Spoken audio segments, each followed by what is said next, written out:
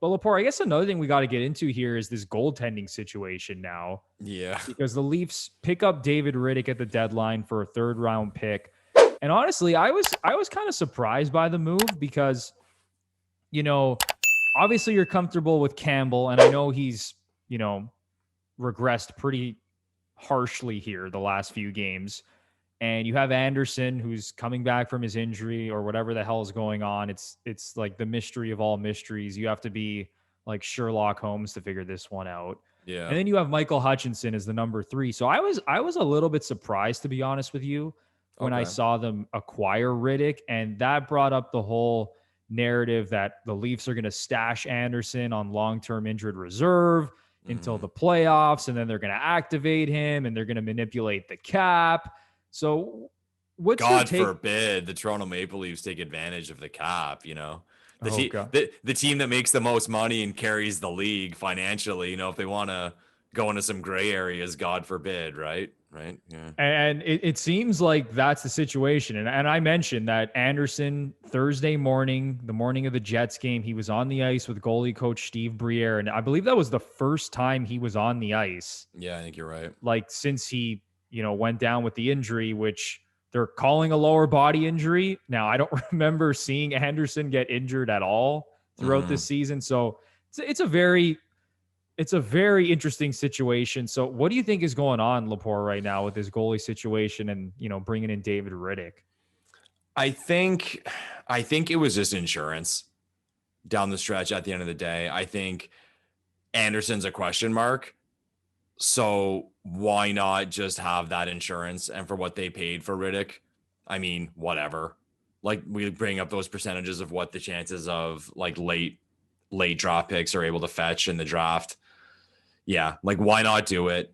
And also, I think it brings up the possibility of re-signing Riddick.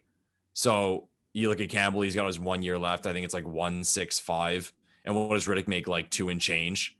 So like, I don't think he would, if he did get a raise, like what would he possibly get? So maybe you go into next year, and I'm getting ahead of myself now, but maybe you go into next year with $4 million combined on your 2 goalies, kind of have a 2-headed monster, start that way. And it would most likely allow you to sign Hyman, which we'd all like to see. But with Anderson playing, does it, like, I think it was last week we were saying, okay, like we're done here. And maybe we were just like overly excited with how Campbell was playing and all the wins this team had not lost in regulation in 10 games. But then like that thing creeped into my head of when Anderson was practicing, is Anderson going to be her goalie in the playoffs? I thought the exact same thing. Yeah, like that weird thing of like, maybe he was hurt this whole time and they know exactly what they're doing and he just needed a rest. Like even if it was like a minor injury, or some people said maybe he needs surgery in the offseason. Just who knows? Like nothing will surprise me. Like nothing at all will surprise me because, I mean, Anderson's our guy from a salary and commitment standpoint. Campbell's been excellent. And now you have Riddick come in. So if Campbell falls off and Riddick has to jump in, I wouldn't be shocked because, again, we're expecting that regression from Campbell. So to answer your question, I have absolutely no fucking idea who the Leafs goalie is going to be come playoff time.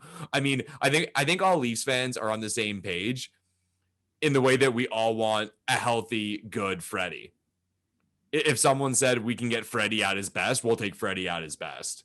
Yeah, like ideal world, Anderson at his best is probably better than Campbell at his best. Oh, of course. Even after everything we said the last 3 shows about Campbell and Anderson. So I don't know, man. I don't know. Or again, like I said, it could just be insurance, and we'll see what happens with Anderson because it wasn't a lot. It was a 4th, right? They traded for Riddick. Yeah, I believe it was a third round pick. Okay, so a 3rd to get him, and it just takes the thinking out of it from a standpoint of like, hey, at least we know we're gonna have like a goalie. Like we have a goal, and like say even Campbell gets hurt. Okay, well, and Anderson's still out. Okay, we still have Hutchinson. So I mean, that would be a nightmare. I mean, if we have our top 2 goalies out, but again, I'm trying to galaxy brain it, and maybe it's not something that needs to be galaxy brained, but it's not to sound cliche, but time will tell. We'll see what happens, but I have absolutely no fucking clue who the Leafs goalie is going to be come playoff time. Yeah, I think it was an insurance situation as well. And it's the same thing with the decor, how they acquired Ben Hutton. Right. And listen, like Ben Hutton, he's not going to play unless one of these top 6 D-men get injured. Right. And Ben Hutton, he's a solid depth defenseman. He's nothing special, but I think it's the same thing with Riddick.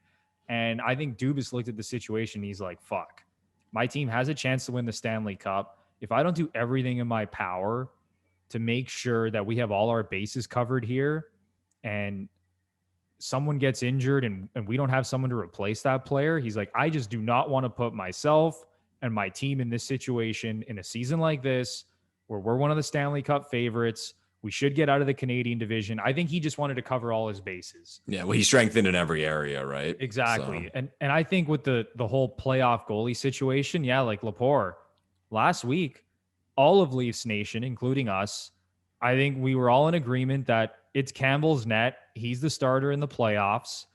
But, you've seen the regression now, and we knew he was going to regress. And I think now, like you said, Leaf fans have this thought in the back of their minds, like, holy shit, it might be Anderson after all. Yeah. It really might be Freddie Anderson. And now, whether they're going to stash him on LTIR until the end of the season for cap purposes and whatever, or they're going to figure it out and activate him sooner, I think it's just going to come down to which goalie is playing the best come playoff time. It's as simple as that. And if Campbell, I think, can find his form that we saw when he went 11-0, I think it's going to be his net. If Anderson comes back, let's say plays, 2 or 3 games before the playoffs and he plays really well, then it's probably going to be his net. So I think it's just a situation where I think nothing is decided upon at this point. I don't think Sheldon Keefe and Kyle Dubas have said, all right, Jack Campbell's our starter come playoff time, 100%. I think it's a fluid situation at this point. And I think there's really no other way to look at it right now. I mean, we can speculate all we want, but at the end of the day, this team doesn't have an Andrei Vasilevsky. This team doesn't have a Connor Hellebuck, right? This team doesn't have one of the top 2 or 3 goalies in the NHL. So who knows? I guess in an ideal world for them, Anderson's going to be able to play some games. So at least they get a look to see where he's at, both in the way of a health standpoint and a performance standpoint. So maybe that'll be his chance to show himself and get a chance to ride with this team into the playoffs. But then comes the argument of how many games do you have to give him? 2, 3, 5. I don't know. Like, I don't have an answer for that either. Yeah, because I would be like very concerned if he doesn't play at all. And then, I can't see that. Game 1 of the playoffs, they're like, all right, we're activating Freddie off IR, and he's playing game 1 against Montreal. And I'd be like, are you guys not fucking terrified? How many games? Like, how many games would Freddie have to come in and do well for you to be okay with him being the starting goal? I need at least like 2. I need at least 2 games before the start of the playoffs to show that he's okay and that he's not going to let in 5 goals in game 1 against Montreal. Yeah, but notice, like, with how our team is run with all these geeks, they're going to want him to play poorly. So then when he goes into the playoffs, positive regression. Like, who the fuck knows what they're thinking, right? So exactly what you said, Lepore. No one knows. No one knows what the hell is going on with this. So we're just going to have to wait and see. And when new information comes to light, we can have our opinions and give you our thoughts at that point. But as of now, it's a fluid situation. And we'll be very angry regardless of whatever situation it is. So thanks for the content, Leafs. We appreciate it. Oh yeah, it's great. It's great for the GFP podcast. Keep it coming, Leafs. We love the mysteries and, all these different scenarios. No one knows what the hell is going to happen. We love it. Awesome. We love it over here. Well,